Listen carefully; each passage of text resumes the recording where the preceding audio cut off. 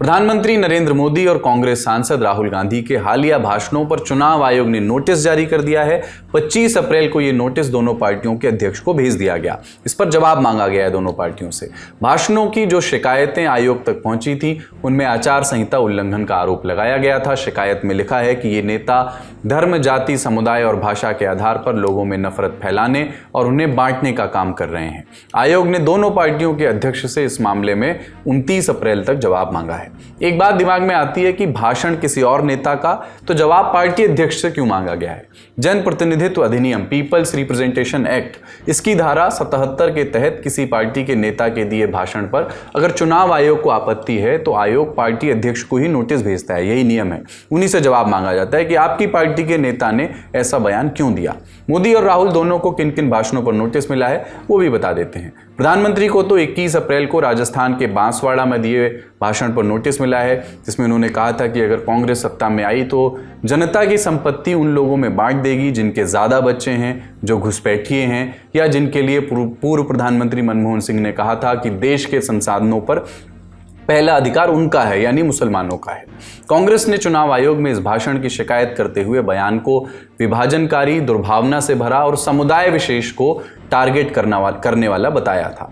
राहुल गांधी को 11 अप्रैल को राजस्थान के ही बीकानेर में दिए भाषण पर नोटिस मिला है। राहुल ने कहा था कि गरीबी बढ़ रही है और हमारी सरकार आई तो हम इसे एक झटके में खत्म कर देंगे। बीजेपी ने चुनाव आयोग में इसकी शिकायत करते हुए कहा था कि राहुल चुनाव प्रचार के दौरान गरीबी बढ़ने का झूठा दावा कर रहे हैं। चुनाव आयोग का यह नोटिस ऐसे दो नेताओं को आया है जो अपनी अपनी पार्टी के सबसे बड़े नेता हैं। दोनों अपनी अपनी पार्टियों की तरफ से प्रत्यक्ष या अप्रत्यक्ष तौर पर प्रधानमंत्री पद के दावेदार हैं।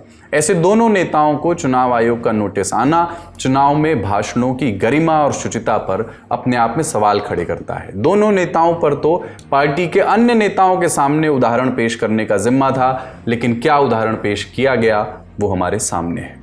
अगली सुर्खी में बात 26 अप्रैल की। इस रोज लोकसभा चुनाव के दूसरे चरण की वोटिंग होनी है। इसके तहत 13 राज्यों की 88 सीटों पर वोट डाले जाएंगे। दूसरे फेज में वोटिंग तो 89 सीटों पर होनी तय हुई थी, लेकिन मध्य प्रदेश की बैतूल सीट पर बसपा प्रत्याशी अशोक भलावी का निधन हो जाने की वजह से इस सीट पर अब तीसरे चरण में मतदान होंगे।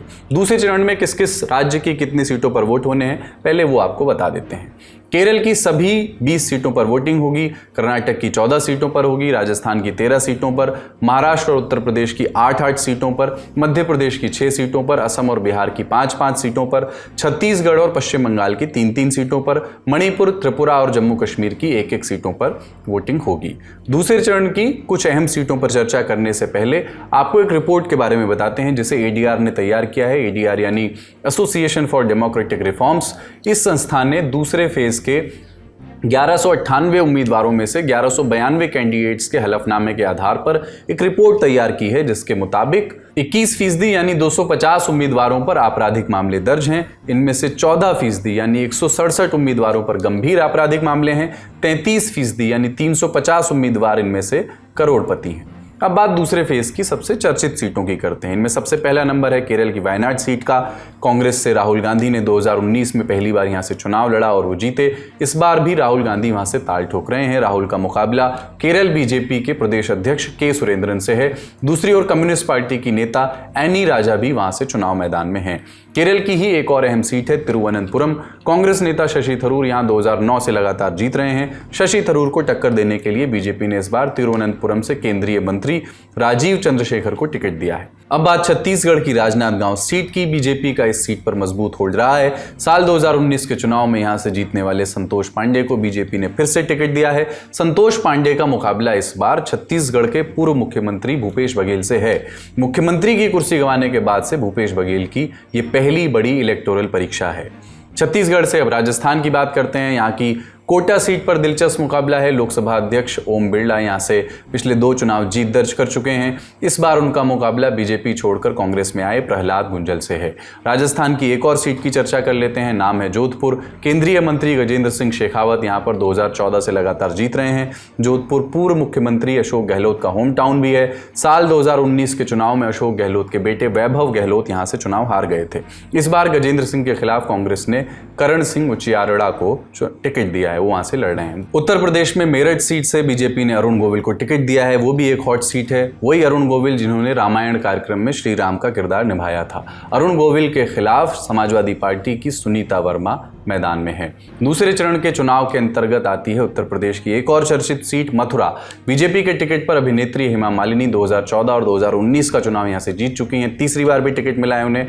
इस बार हेमा मालिनी का मुकाबला बसपा के सुरेश सिंह और कांग्रेस के मुकेश धनखड़ से है। और अब जानते हैं लोकसभा चुनाव से जुड़ी दिन भर की अपडेट्स।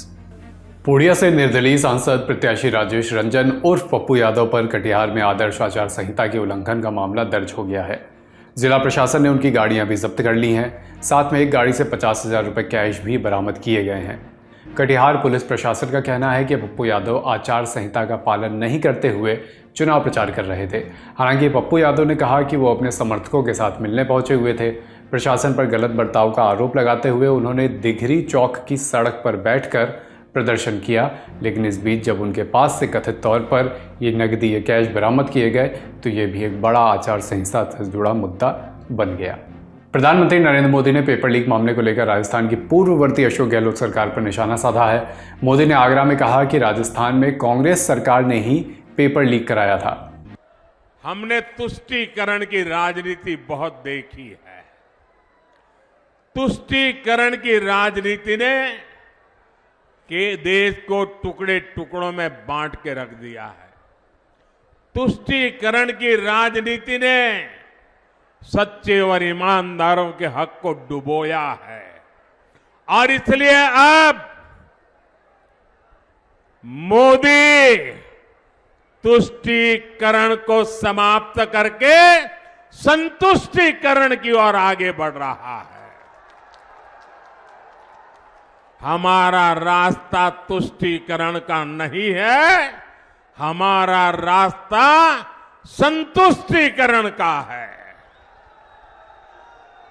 सबका साथ सबका विकास ये मंत्र भी उसी तुष्टीकरण का महामार्ग है।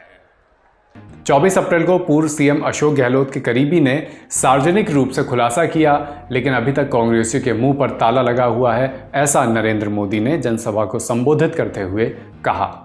वहीं दूसरी तरफ इस पूरे मामले पर जवाब आया खुद अशोक गहलोत की तरफ से। अशोक गहलोत जोधपुर में एक जनसभा को संबोधित कर रहे थे।